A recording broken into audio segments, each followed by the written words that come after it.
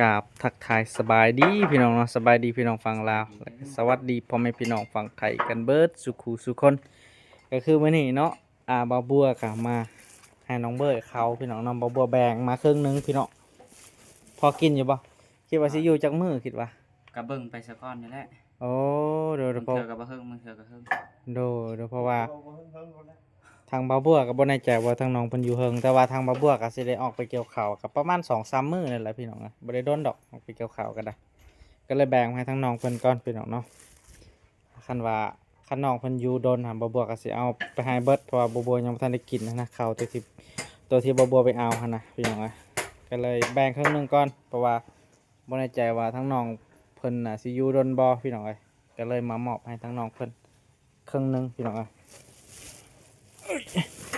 เอาให้ทั้งน้องเพิ่นเอาไว้กินเนาะเอาสบายดี FC แล้วบ่ สวัสดีท่าน เป็นอะไรเจ้าพี่น้องละเริงทางน้องเบยเพิ่นกันได้พี่น้องเอ้ย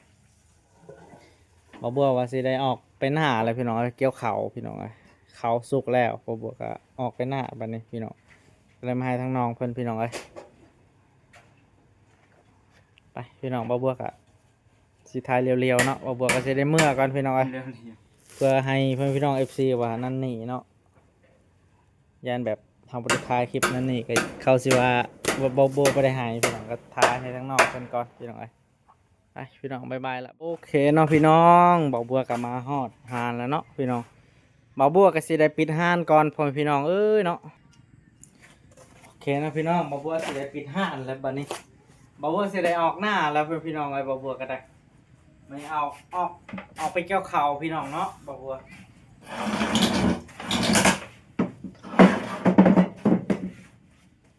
ปัดกวาดแล้วบัดนี้พี่น้อง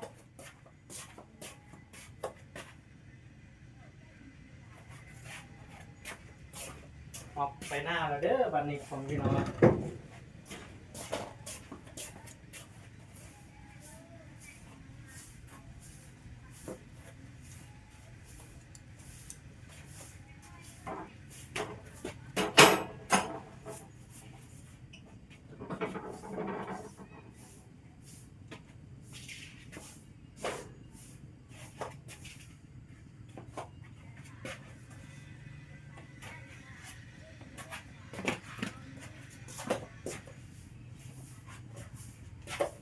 บ่าวบัวก็ได้มาส่งข่าวให้น้องเบยแล้วเนาะ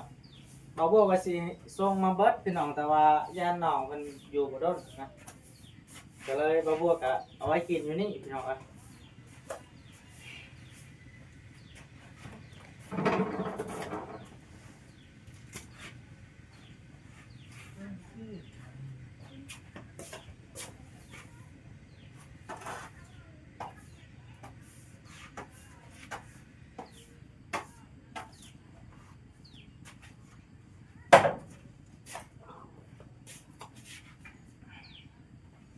อีหยังที่สำคัญบ่าวบัวก็สิเอาขึ้นเบิดพ่อแม่พี่น้องเอ้ยทุกอย่างบ่าวบัวเอาขึ้นเบิดเก็บอุปกรณ์แล้วบัดนี้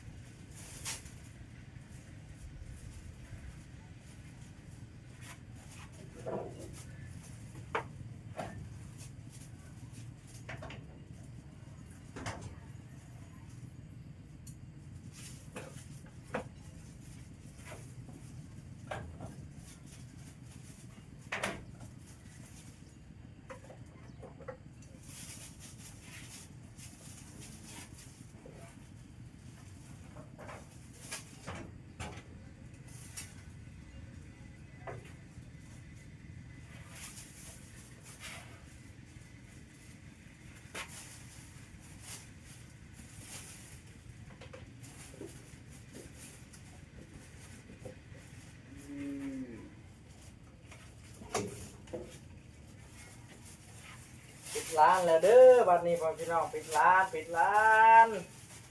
เกี่ยวข้าวเกี่ยวน้ำก่อนพ่อพี่น้องเลยคิดว่าบ่ดนดอกบ่ปิดก็ได้คิดประมาณอยู่2-3 มื้อนี่แหละพ่อพี่น้อง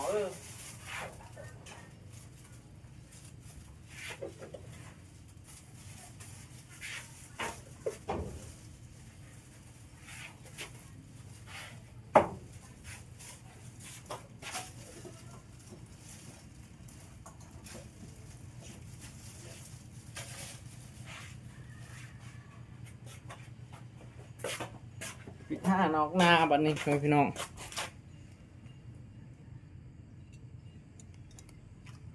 บรรยากาศนะพี่น้องบรรยากาศดีเนาะไปพี่น้องมาพอกันอยู่นาเด้อพี่น้องเอ้ย